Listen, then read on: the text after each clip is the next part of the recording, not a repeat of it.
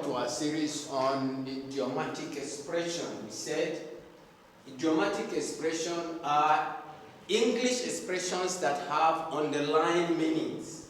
That means you don't explain them, you don't try to understand them from the surface interpretation, from the way you read that. It has deep meaning. So we call that idiomatic expression in English language. Now, we're going to continue with a series of idiomatic expression. Number one, we say, to wear a long face. To wear a long face. It doesn't mean that the person is wearing a mask that is long or the face of the person is long. No, it does not mean that. What it means is to look serious or dismal or sad. When somebody sees you in the morning, maybe you are sad or you are feeling so bad, something serious has happened. We'll call you, my sister, my brother, this morning you are wearing a long face. What is the problem? You seem to wear a long face. What's the problem?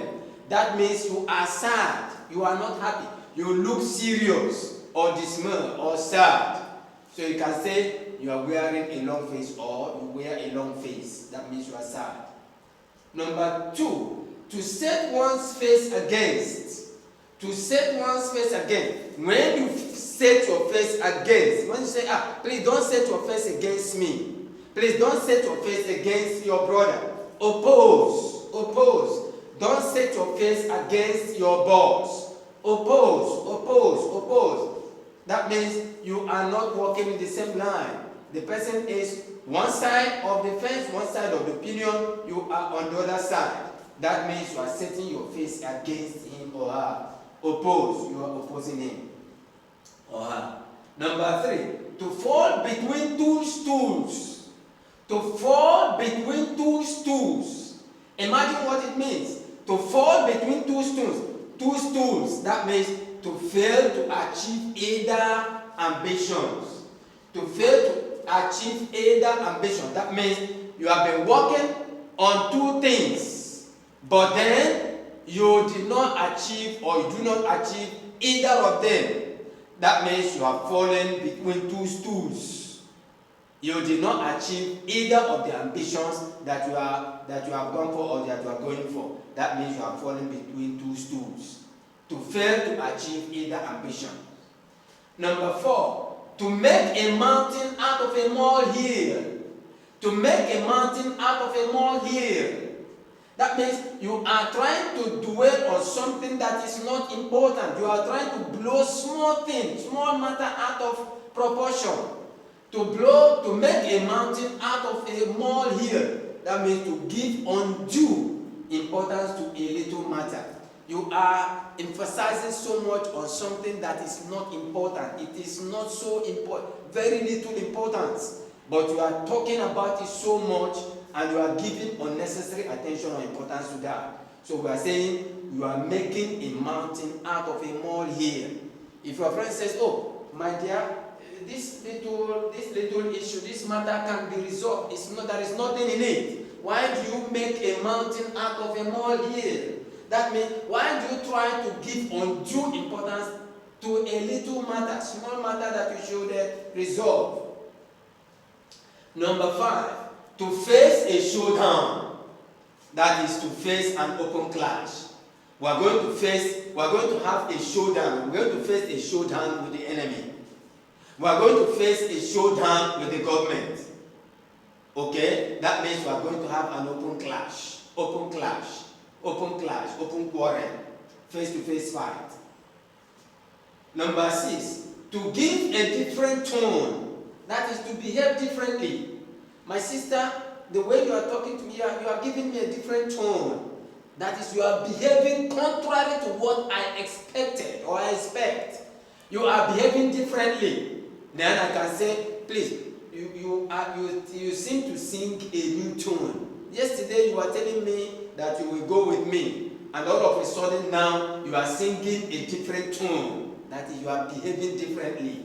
To behave differently. Number seven, to live, to sink or swim. To live, to sink or swim. Let's say, oh, you say, oh, please, I'm going to leave my brother to sink or swim. I don't like the way. I tell him that he doesn't want to cooperate. I tell him the other one to, but now I'm going to leave him to sink or swim. That means leave him to fail or succeed by his own effort. To leave to sink or swim, that means to leave somebody to fail or succeed by the person's own effort, by one's own effort. Number 9, to cry wolf. To cry wolf. That means to call for help unnecessarily. Crying wolf. You don't need to say that. You don't need to complain about that. Maybe it's something that is not important, and you are crying wolf over that. So somebody can say, please, this matter it can be resolved. Why do you cry wolf over this? To call for help unnecessarily. Unnecessarily. You don't need help. It doesn't require for anybody to come and help you. No, you don't need that. You can do that on your own. But instead you cry wolf over that. To call for help unnecessarily. Number 9, to let bygones be bygones. That means to forget, to forgive and forget the past. To forgive and forget the past. Maybe you are having some quarrel, you are having some issues with your friends, and 2 of you have been pushing and pulling. One of your friends can come in and say, please, what is this matter? And then you explain, your friend will explain, and then the one that is in between will say, please, let the bygones be bygones. Let the bygones be bygones. That means you have to forgive and forget the past. Forgive and forget the past. Number 10, to add a new feather to one's cap. Add a new feather to one's cap. That is to win additional distinction. To have another distinction. To add another achievement to what you have already. That means you have a new feather. You add a new feather to your cap. Okay? To win another distinction. To have extra achievement, to get another achievement in the course of that. So I can say, oh, this is good. It means that you have added a new feather to your cap. That means you have won another distinction. Number 9, to bite more than one can chew. To bite more than one can chew. That means to attempt too many tasks. You have too many things that you put on yourself to do. And there are too many that you are now struggling to finish them, or you are struggling to accomplish them. Then a friend can come and say, that is it, because you have bitten more than you could chew. Do not bite more than you can chew. To attempt too many tasks at the same time. Carry too many responsibilities at the same time. That is to bite more than you can chew. Okay? To attempt too many tasks at the same time. So that is, so far we can take our idiomatic expression. If you like our video, please share, subscribe, and give us a thumbs up.